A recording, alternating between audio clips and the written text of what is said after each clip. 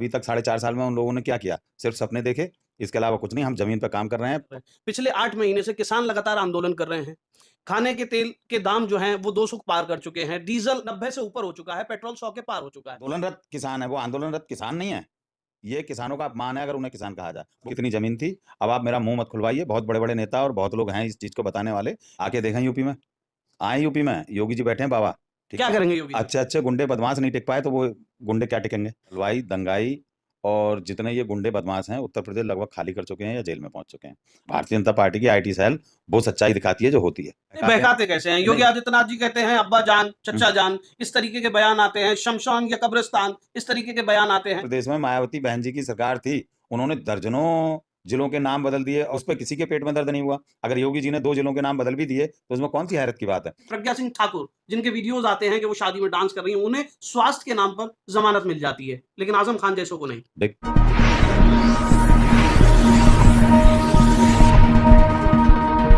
जय हिंद दोस्तों, लगातार पिछले कुछ दिनों से हम उत्तर प्रदेश में पब्लिक ओपिनियन आप तक पहुंचा रहे हैं, लेकिन आज हम मौजूद हैं बरेली में और बरेली के भाजपा के एक बड़े नेता हमारे साथ इस वक्त मौजूद हैं। अनीस अंसारी जी उत्तर प्रदेश के प्रदेश मंत्री रहे हैं, पूर्व प्रदेश मंत्री रहे हैं अल्पसंख्यक मोर्चा के, और फिलहाल में महानगर बरेली के अल्पसंख्यक मोर्चा के भाजपा के अध्यक्ष हैं। बात करेंगे अनीस अंसारी जी से और लगातार जो सवाल जनता पूछती रही है उन तमाम तरह के सवालों के जवाब लेंगे और आज जानेंगे कि 2022 को लेकर क्या लगता है, क्या रणनीति है भारतीय जनता पार्टी की और कितना हद तक इनको लगता है कि भारतीय जनता पार्टी उस रणनीति को जमीनी स्तर पर उतारने में कामयाब हुई है। सबसे पहले स्वागत करना चाहूंगा सर 2022 के चुनाव में अब थोड़ा ही वक्त बचा है, क्या लगता है आपको कि जनता किस हद तक सरकार से संतुष्ट है? देखिए, जहाँ तक उत्तर प्रदेश का सवाल है, तो उत्तर प्रदेश में पुनः भारतीय जनता पार्टी की सरकार बनेगी। भारतीय जनता पार्टी से और उत्तर प्रदेश की सरकार से जनता पूरी तरह संतुष्ट है। ये तो कुछ दल हैं, क्या नाम लूँ बार-बार उनका? कुछ दल हैं विरोधी दल जो कि अपनी-अपनी कहते रहते हैं। बाकी भारतीय जनता पार्टी इस बार पुनः उत्तर प्रदेश में सरकार बनाएगी और 350 से अधिक विधायक हमारे उत्तर प्रदेश में जीत के आएँगे। 350 से अधिक सीटों की आप बात करते हैं, उधर अखिलेश यादव बात करते हैं कि वो भी 350 से ज्यादा सीटें लेकर आएंगे, लेकिन प्रदेश में सीटें हैं 403। किसके दावे ज्यादा मजबूत? मजबूत तो हमारे हैं, क्योंकि हम दावे हवा में नहीं करते। ना हम और हमारी पार्टी के नेता मुंगेरी लाल के सपने भी नहीं देखते। उन लोगों को सपने देखने का अधिकार है। 5 सा अभी तक 4.5 साल में उन लोगों ने क्या किया? सिर्फ सपने देखे, इसके अलावा कुछ नहीं। हम ज़मीन पे काम कर रहे हैं, पब्लिक की सेवा कर रहे हैं। भारतीय जनता पार्टी की सरकार पुनः बनेगी। 350 से अधिक सीटें हमारी ही आएँगी। अच्छा, आप 350 सीटों का दावा कर रहे हैं। पिछले 8 महीने से किसान लगातार आंदोलन कर रहे हैं। खाने के तेल के दाम जो हैं वो 200 पार कर चुके हैं। डीजल 90 से ऊपर हो चुका है, पेट्रोल 100 के पार हो चुका है। लगातार जो चीजें निकल कर आ रही हैं वो कहीं ना कहीं ये रणनीतिकार जो हैं, राजनीतिक पंडित जो हैं, वो ये दावा कर रहे हैं कि भारतीय जनता पार्टी को इन सभी चीजों का नुकसान होगा। आपको क्या लगता है? तो राजनीतिकार या जो राजनीतिक पंडित जो हैं, वो पिछले 2017 के चुनाव में कहाँ थे? जब वो हमें जिता रहे थे कहीं? कहीं नहीं जिता रहे थे। मीडिया वाले भी हमें नहीं जिता रहे थे। भारतीय जनता पार्टी जनता के ऊपर डिपेंड है। जनता भारतीय जनता पार्टी को वोट देगी और रही तेल और डीज़ल पेट्रोल के बड़े दामों की, तो इस चीज़ को आप भी खूब समझ रहे हैं, हम भी समझते हैं अंतर्राष्ट्रीय स्तर पर क्या पोज़ीशन चल रही है, उसकी वजह से थोड़ी-सी महँगाई ज़रूर लग रही है। लेकिन आप उस चीज़ को भी प्रचार करें कि हमने फ्री अनाज दिया, घर-घर अनाज पहुँचाया, घर-घर राशन पहुँचाया हमने, किसानों के खाते में पैसे दिए। जो वास्तविक किसान हैं, उनके खाते में हमारी सरकार ने 2-2 हज़ार रुपए, 1-1 हज़ार रुपए करके उनके घर बैठे भिजवाए, ठीक है? जो आंदोलनरत किसान है, वो आंदोलनरत किसान नहीं है। ये किसानों का अपमान है अगर उन्हें किसान कहा जाए। वो किसान नहीं है, वो सिर्फ़ एक दल के इशारे पे काम कर रहे हैं। देखिए, आप भी वही बात कर रहे हैं जो भारतीय जनता पार्टी के और भी कई सारे नेता कह चुके हैं कि वो किसान नहीं हैं। कभी उन्हें खालिस्तानी बताया जाता है, कभी उन्हें किसी और दल से जुड़ा हुआ किसी और दल के फंडिंग पे चलने वाला संगठन बताया जाता है। लेकिन राकेश टिकैत, जो अक्सर भारतीय किसान यूनियन के जो सबसे बड़े नेता हैं और तमाम जगह उत्तर प्रदेश में भी जाते रहते हैं, और सबसे खास बात ये है कि 2017 में बीजेपी के वोटर रहे हैं, जैसा वो दावा करते हैं। अब सवाल ये उठता है कि अगर वो भारतीय जनता पार्टी के खिलाफ हैं अब, तो फिर वो किसान नहीं है, 2017 से पहले वो किसान थे। महेंद्र सिंह टिकैत से लेके आज तक मैं जानता हूं उनको। महेंद्र सिंह टिकैत साहब की जो राजनीतिक दल ये बना था उस समय से जानता हूं उनके पास कितनी जमीन थी। अब आप मेरा मुंह मत खुलवाइए, बहुत बड़े बड़े नेता और बहुत लोग हैं इस चीज को बताने वाले। किसान का बेटा होके वहां आंदोलन की स्थल पे वो एसी में सो रहे हैं, शर्म आनी चाहिए अपने आप को किसान कहने पर। इसलिए उनके बारे में तो बात करनी बेकार है, जो किसान खुद नहीं है। वो किसानों के अपने आप को मसीहा दर्शाने की नाकाम कोशिश कर रहे हैं। आने वाले समय में वो अपने आप उन्हें अपनी गलती का सुधार करेंगे वो और अपने घर बैठेंगे जाके। अच्छा, वो तो ये भी कह रहे हैं कि उत्तर प्रदेश को हम दिल्ली बना देंगे, लखनऊ को हम दिल्ली बना देंगे। क्या लगता है, कुछ फर्क पड़ेगा? लखनऊ को दिल्ली कैसे बना देंगे? लखनऊ दिल्ली में जो उन्होंने उल्टी सीधी हरकतें की थी उन्होंने और उनके गुंडों ने, तो वो यूपी में कर देंगे। आके देखें यूपी में, आए यूपी में, योगी जी बैठे हैं बाबा, ठीक क्या है। करेंगे योगी जी? अच्छे अच्छे गुंडे बदमाश नहीं टिक पाए तो वो गुंडे क्या टिकेंगे? अच्छा अनीश जी, एक तीखा सवाल है। आप कह रहे हैं अच्छे अच्छे गुंडे बदमाश नहीं टिक पाए। अभी प्रतापगढ़ के एमपी जो भारतीय जनता पार्टी के एमपी हैं, अभी वीडियोस आए, विजुअल्स आए कि उनको भीड़ में कुछ लोगों ने उनके कपड़े फाड़ दिए। तो ये कानून व्यवस्था कैसे करके आप कहते हैं बहुत अच्छी है, लेकिन जो विजुअल्स आते हैं वो सब वो दूसरी पार्टियों के गुंडे थे। आप कहाँ सो रहे हैं? आप देखिए, मीडिया देखिए, वहाँ वहाँ के पुलिस विभाग से आप बात कीजिए, उन लोगों पे एफआईआर दर्ज हुई है। वो अन्य पार्टियों के गुंडे थे जिन्होंने एक सांसद के साथ हाथापाई की। एक सांसद जनप्रतिनिधि होता है, जनप्रतिनिधि जनता के बीच खड़ा होता है। अब उनमें से कौन किसका कुर्ता फाड़ दे ये कहा नहीं जा सकता। उस सबकी जांच हो रही है, उस पर एफआईआर हुई है और उसमें भी कानूनी कार्रवाई हो रही है। अच्छा, आप भी मुस्लिम हैं, लगातार ये खबरें आती हैं, चाहे वो कानपुर वाला मामला हो, चाहे और जगह का मामला हो, लगातार ये देखने को मिलता है कि मॉब लिंचिंग की घटनाएं भी होती हैं और अक्सर उन पर ऐसा लगता है जैसे कार्रवाई उस लेवल पर नहीं हो पाती, कहीं ना कहीं राजनीतिक संरक्षण ऐसा प्राप्त लगता है। कोई राजनीतिक, देखिए, बलवाई दंगाई और जितने ये गुंडे बदमाश हैं उत्तर प्रदेश लगभग खाली कर चुके हैं या जेल में पहुंच चुके हैं। अगर आपको कहीं ऐसा लगता है कि किसी दोषी के पक्ष में हमारी भारतीय जनता पार्टी का कोई चुप भी है या कोई कार्रवाई नहीं करवा रहा, तो हमें बताइए, हम सबसे पहले आगे बढ़ के कार्रवाई करवाएंगे। ऐसा कुछ नहीं होगा। ये भारतीय जनता पार्टी को, उत्तर प्रदेश की सरकार को बदनाम करने के लिए कुछ लोग प्रोपगंडा तैयार करते हैं।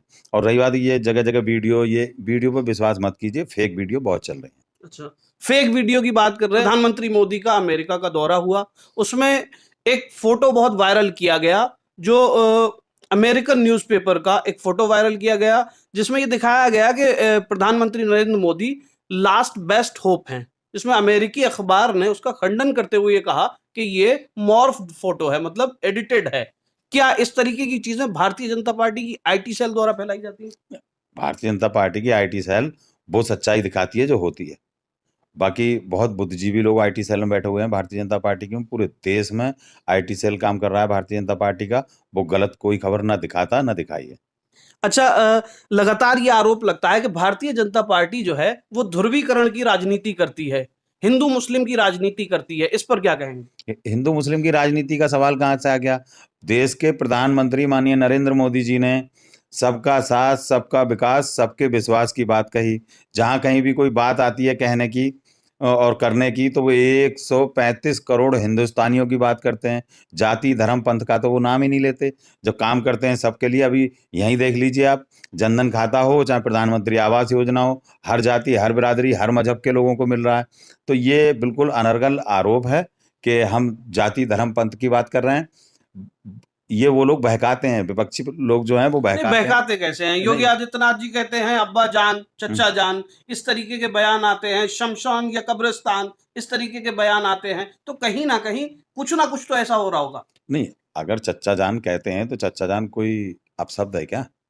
आप बताइए, नहीं, उन्होंने एक अपशब्द है क्या? ये माना जाता है, अक्सर जो विपक्ष है वो ये आरोप लगा रहा है कि योगी आदित्यनाथ ने जो बयान दिया कि पहले जो योजनाएं आती थी वो अब्बा जान वाले उसमें खा जाते थे।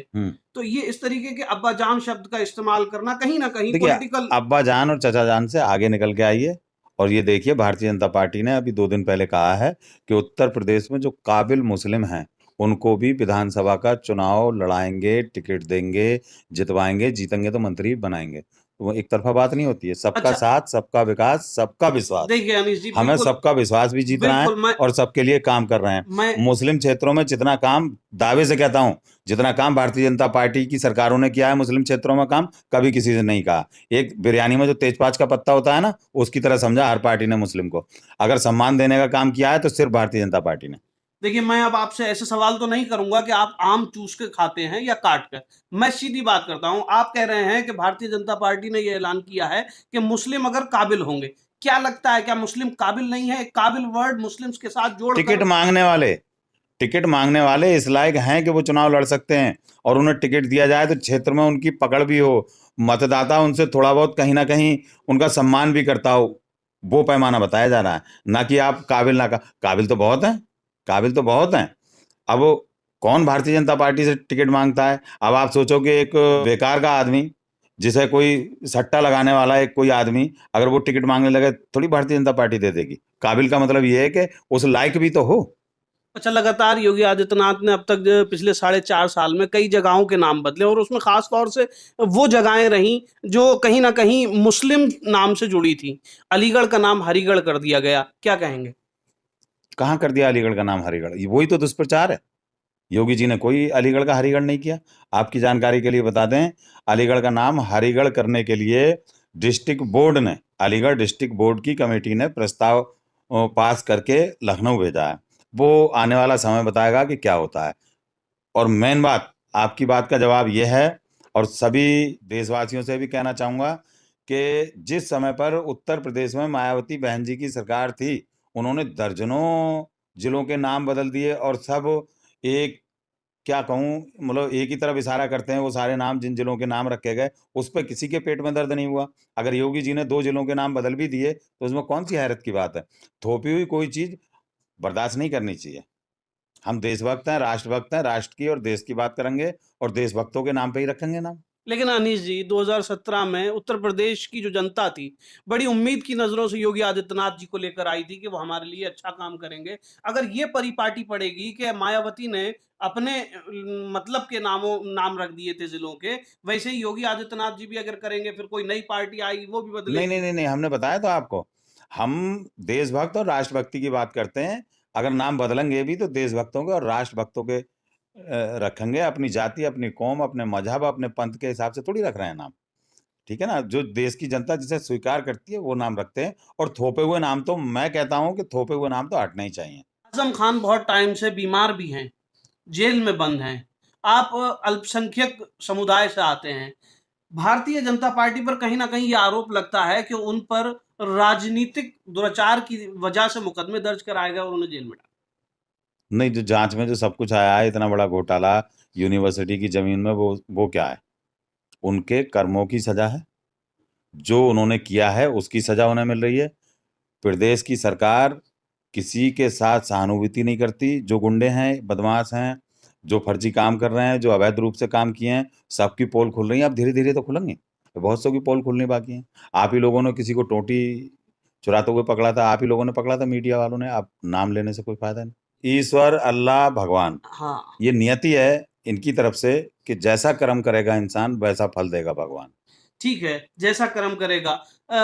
एक तालीमी इदारा, मैं कहूंगा एक यूनिवर्सिटी आजम खान ने बनाई थी, अगर उसमें कहीं कोई खामी थी भी, तो उसको कहीं ना कहीं सरकार को दुरुस्त करना चाहिए था और उस पे एक सपोर्ट सिस्टम बनाना चाहिए आपको था। पता नहीं है, वो दूसरों की कब्जाई हुई जमीन पे है। मेरी कब्जाई हुई जमीन पे आप मकान बना लो या यूनिवर्सिटी बना दो, और मैं अपनी जमीन मांगता रहूं, अपनी जमीन मांगता रहूं, तो सरकार अपने घर से देगी नहीं उसको? उसका हक दिलाया गरीबों का। चलिए, अगर ये मान भी लिया जाए कि यूनिवर्सिटी कब्जाई हुई जमीन पर बनी है, लेकिन उसके बावजूद भी क्या आपको नहीं लगता कि आजम खान को अब जमानत मिल जानी चाहिए, सरकार की तरफ से थोड़ी ढील देनी चाहिए? क्योंकि कई बार ऐसा देखा जाता है कि प्रज्ञा सिंह ठाकुर, जिनके वीडियोज आते हैं कि वो शादी में डांस कर रही हैं, उन्हें स्वास्थ्य के नाम पर जमानत मिल जाती है, लेकिन आजम खान जैसों को नहीं। देखिए, आप भी जानते हो, पूरी दुनिया जानती है, लोकतंत्र के 4 स्तंभ हैं: कार्यपालिका, न्यायपालिका, विधायिका और मीडिया। जी।